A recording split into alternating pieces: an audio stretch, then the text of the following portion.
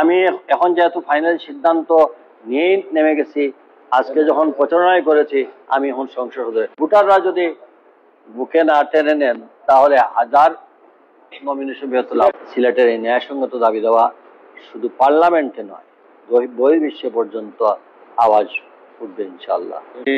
পাশ করে আসবেন, definitely MP মন্ত্রী হবেন। কে প্রথম বারের মতো পার্টির কাছে অ্যাপিল করলাম যে আমি এখন সিলেট 1 আসনে নির্বাচনে একজন প্রার্থী। তা আমি আজকে প্রথম আল্লাহর উপর ভরসা করে এই পূর্ণভূমি সিলেট, হযরত শাহজালাল শাহপরান 360 আলিয়া ও শ্রী চৈতন্যের পিতৃভূমি এই সিলেট, এবং এটা রাজনৈতিক সম্প্রীতির নগরী, ধর্মীয় সম্প্রীতির নগরী, প্রাকৃতিক সম্পদে ভরপুর, প্রবাসী অধ্যুষিত এলাকা। আমার দীর্ঘ 15 বছর আমার জনগণের জনপ্রতিনিধি হিসাবে কাজ করা, এবং বিএনপি শাসন আমলে আমরা তৎকালীন অর্থ পরিকল্পনা মন্ত্রী মরহুম এম সাইফুর রহমানের নেতৃত্বে দেশনেত্রী খালেদা জিয়ার সরকারের সময় বিএনপি যখনই ক্ষমতায় আসছে তখনই সিলেটের উন্নয়ন হয়েছে। মাত্র 2 দিন আগে আমাদের পার্টির চেয়ারম্যান বলছেন যাদের জনসমর্থন, আসলে তো তাই, ভোট দিবে জনগণ। তো ভোট যখন জনগণ দেবে তখন এই জনগণের আমার বোঝা উচিত জনগণ আমার পক্ষে সমর্থন আছে কিনা। এই বিষয়ে আমি গতকালকে বিভিন্ন টেলিফোনে বিভিন্ন জায়গায় বলেছি যে আমি আজকে জোহরের নামাজ আদায় করে হযরত শাহজালাল মুজদ এমনি রহমতুল্লাহ আলাইহির মাজার জিয়ারত করে আমি জনাব তারেক রহমান, ভারপ্রাপ্ত চেয়ারম্যান জনাব তারেক রহমান ঘোষিত রাষ্ট্র কাঠামোর 31 দফা এবং ধানের ছড়ার সমর্থনে, এবং আমি আজকে প্রথম বারের মতো পার্টির কাছে অ্যাপিল করলাম যে আমি এখন সিলেট 1 আসনে নির্বাচনে একজন প্রার্থী।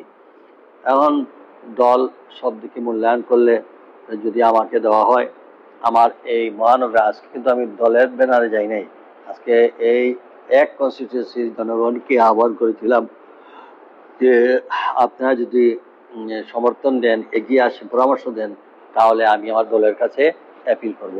তাই আজকে আমি আবারও আপনাদের মাধ্যমে আমার এই 1 কনস্টিটিউয়েন্সির সকল নাগরিকদেরকে ধর্ম বর্ণ নির্বিশেষে, ছাত্র যুবক, মেয়ে ব্যবসায়ী, ক্ষুদ্র ব্যবসায়ী, নৃগোষ্ঠী সহ সবাইকে আমার পক্ষ থেকে, আমার দলের পক্ষ থেকে, আমার পরিবারের পক্ষ থেকে সালাম ও কৃতজ্ঞতা জানাচ্ছি। এবং ইনশাআল্লাহ আমি যেখানে থাকি, যে অবস্থায় থাকি, এই সিলেটের ন্যায়সঙ্গত দাবি দলে ইনশাআল্লাহ সবসময় সোচ্চার থাকবো। যদি আমরা যারা দরখাস্ত দিয়েছি, আমাদের বিষয়টা পার্টি মূল্যায়ন করবে, এবং পার্টি মূল্যায়ন, পার্টির বিভিন্ন ধরনের আমাদের পার্লামেন্টের বোর্ড আছে, আমাদের স্ট্যান্ডিং কমিটি আছে, আমাদের চেয়ারম্যান আমাদের নেতৃত্বের সিদ্ধান্ত নেবেন।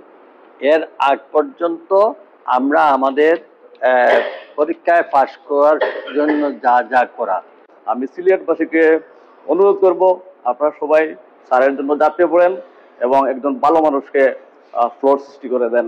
স্যারের সাথে আমার পরিচয় হলো আসলে সামাজিক কিছু কাজ কর্ম নিয়ে। আর স্যার কিন্তু আসলে আমার যেটা দেখা মতে আজ পর্যন্ত শুধু একজন লিডার না, শুধু একজন মেয়র না, শুধু একজন জনপ্রতিনিধি না, একজন সামাজিক ব্যক্তিত্ব। আমি একবারে ওনার সাথে সম্পর্ক হওয়ার পর থেকে ওনার মানে একটা ইয়েতে উইক হয়ে যায়, আর সেই থেকে আমার ওনার প্রতি ভালোবাসার সৃষ্টি হওয়া। আর আজকে আমাদের যে শোরুমের সামনে যে জনসমুদ্র সৃষ্টি হয়েছে, এটা আমি সিলেটে কখনো দেখি নাই কোনো নেতার জন্য